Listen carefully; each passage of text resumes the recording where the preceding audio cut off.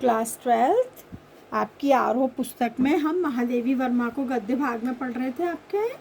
तो इसमें ये महादेवी वर्मा का संस्मरणात्मक रेखा चित्र है।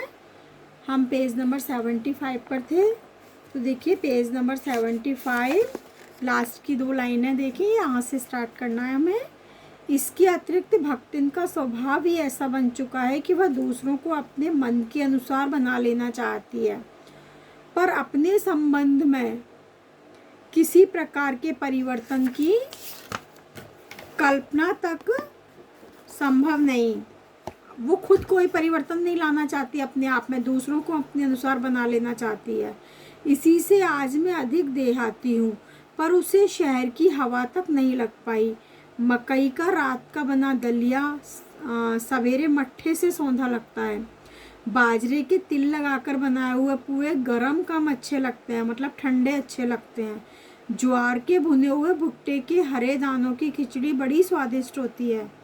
सफ़ेद महुए की लपसी संसार भर के हलवे को लजा सकती है।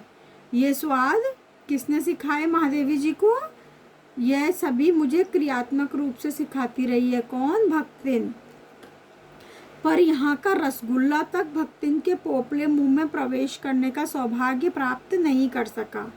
मेरे रात दिन नाराज होने पर भी उससे साफ धोती पहनना नहीं सीखा, वो गंदी धोती ही पहनती थी। पर मेरे स्वयं धोकर फैलाए हुए कपड़ों को भी वह तह करने के बहाने सिलबटों से भर देती थी। उसे उसने अपनी भाषा की अनेक दंत कथाएं कंठस्थ करा दी थी, मुझे मतलब महादेवी जी को। पर पुकारने पर वह आय के स्थान पर जी कहने का शिष्टाचार नहीं सीख सकती। मतलब अपनी सारी चीज़ें तो वो सिखा देना चाहती है दूसरों को, लेकिन दूसरी जो तौर तरीके थे वो उसने कभी भी सीखे नहीं, ना वह सीखना चाहती थी। भक्तिन अच्छी है यह कहना कठिन होगा।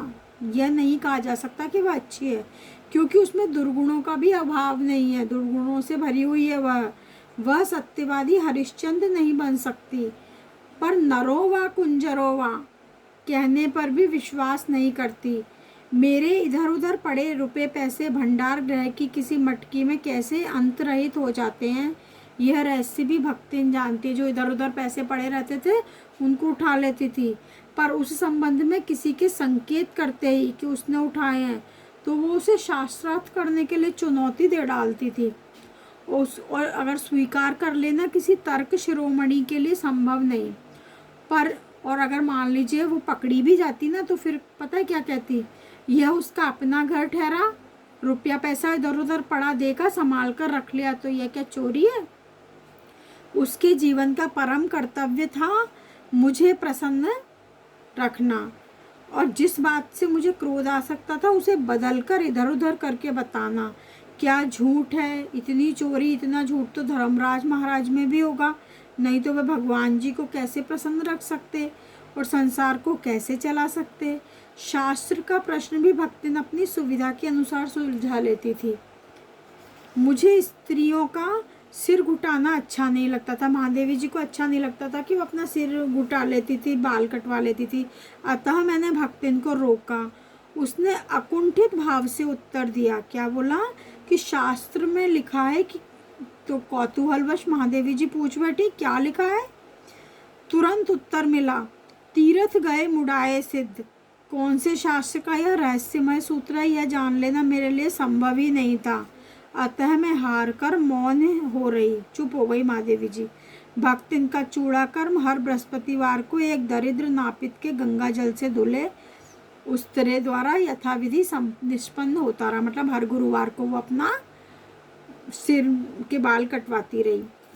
पर वह मूर्ख है या विद्या बुद्धि का महत्व नहीं जानती, यह कहना असत्य होगा। अपने विद्या के अभाव को वह मेरी पढ़ाई लिखाई पर अभिमान करके भर लेती थी। एक बार जब मैंने सब काम करने वालों से अंगूठे के निशान के स्थान पर हस्ताक्षर लेने का नियम बनाया, महादेवी जी ने सोचा इस बहाने ये थोड़ा बहुत पढ़ेंगे लिखेंगे। तब भक्तिन बड़े कष्ट में पड़ गई, क्योंकि एक तो उससे पढ़ने की मुसीबत नहीं उठाई जा सकती थी, दूसरे सब गाड़ीवान दाइयों के साथ बैठकर पढ़ना उसकी वयोवृद्धता का अपमान था कि भाई इतनी बड़ी बूढ़ी लेडी किसी के साथ पढ़ेगी। तो वो इस बात के लिए एग्री नहीं कर रही थी। अतः उसने कहना आरंभ किया कि हमारे मालकिन तो रात दिन किताबियन में गड़ी रहती हैं।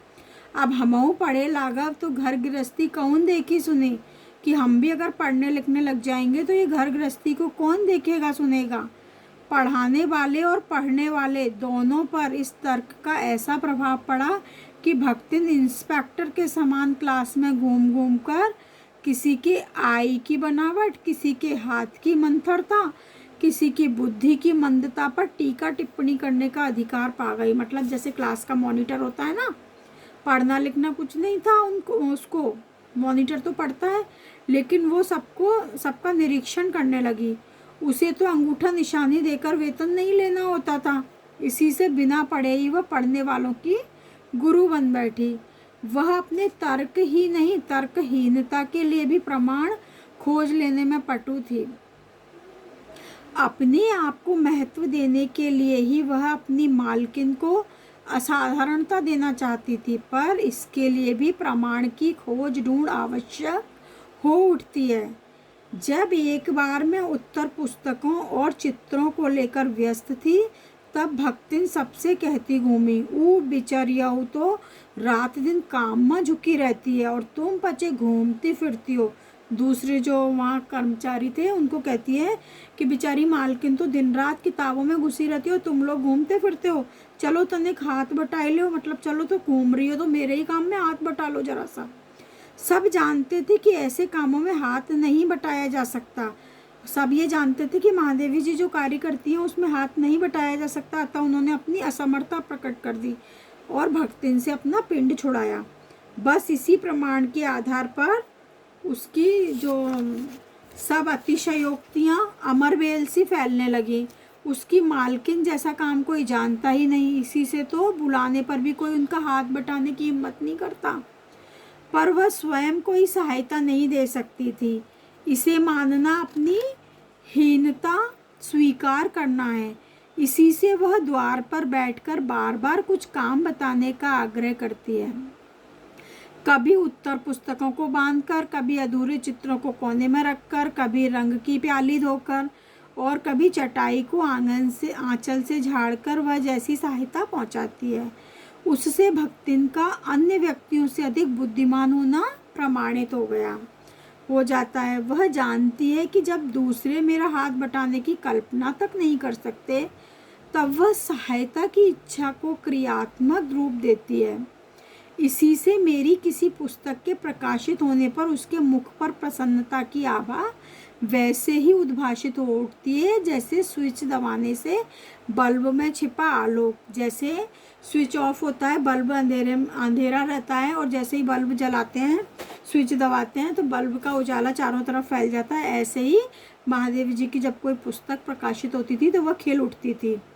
वह सूने में एक बार छूकर आंखों के निकट ले जाकर सब और घुमा फिराकर मानो अपनी सहायता का अंश को स्थिति के इसमें मेरा हिस्सा कहाँ है, मैंने कहाँ मदद की है।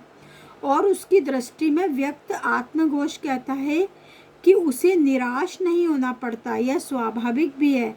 किसी चित्र को पूरा करने में मैं व्यस्त में जब बार बार कहने पर भी भोजन के लिए नहीं उठती तो वह कभी दही का शरबत, कभी तुलसी की चाय वहीं उन्हें पकड़ाकर उन्हें देकर भूख का कष्ट सहन नहीं करने देती थी। इतना ध्यान रखती थी। दिन भर के कार्यभार से छुट्टी पाकर जब मैं कोई लेख समाप्त करने के भाव को छंदबद्ध करने बैठती हूँ तो छात्रावास की रोशनी बुझ जाती है, लाइटें बंद हो जाती हैं। मेरी हिरनी सोना तख्त के पैताने फर्श पर बैठकर पागुर करना बंद कर देती है। जो उनकी हिरनी थी वो उछल कूद करना बंद कर देती है। कुत्ते का नाम वसंत है, छोटी मचिया पर पंजों पर मुख रखकर आंखें मूंद लेता है, मतलब वो भी सो जाता है। और बिल्ली का नाम गोधूली है, मेरे तकिए पर सिकुड़कर सो रहती है। पर मुझे रात की निस्तब्धता में अकेली न छोड़ने के विचार से कोने में दरी के आसन पर बैठकर बिजली की चकाचौंध से आंखें मिचमिचाती हुई भक्तिन प्रशांत भाव से जागरण करती है। वह ऊँघती भी नहीं, क्योंकि मेरे सिर उठाते ही उसकी धुंधली दृष्टि मेरी आंखों का अनुसरण करने लगती है। यदि मैं सिरहाने रखे रैक की ओर देखती हूँ तो वह उठकर आवश्यक पुस्तक का रंग पूछती है। मतलब उसको पता चल जाता है कि इनको कुछ चाहिए, तो पुस्तक का रंग पूछने लगती है। यदि मैं कलम रख देती हूँ तो स्याही उठा लाती है। यदि मैं कागज़ एक और सरका देती हूँ तो दूसरी फाइल टटोलती है। बहुत रात गए, सोने पर भी मैं जल्दी ही उठती हूँ। महादेवी जी जल्दी ही उठती थी, और भक्तिन को तो मुझसे भी पहले जागना पड़ता है। सोना जो है, हिरनी उछल कूद के लिए बाहर जाने को आकुल रहती है। वसंत जो है नित्य कर्म के लिए दरवाज़ा खुलवाना चाहता है, और गोधूली चिड़ियों की चहचहाट में शिकार का आमंत्रण सुन लेती है। मेरे भ्रमण की एकांत साथिन भी भक्तिन हो रही। बद्री, केदार आदि ऊंचे नीचे तंग पहाड़ी रास्तों में वह हट करके मेरे आगे चलती रही है। जब भी महादेवी जी तीर्थ यात्रा पर जाती थी तो वो साथ ही जाती थी। वैसे ही गांव की धूल भरी पगडंडी पर मेरे पीछे रहना नहीं भूलती। किसी भी समय कहीं भी जाने के लिए प्रस्तुत होते ही भक्तिन को छाया के समान पाती हूँ। अब इसके आगे का अपन नेक्स्ट क्लास में देखेंगे।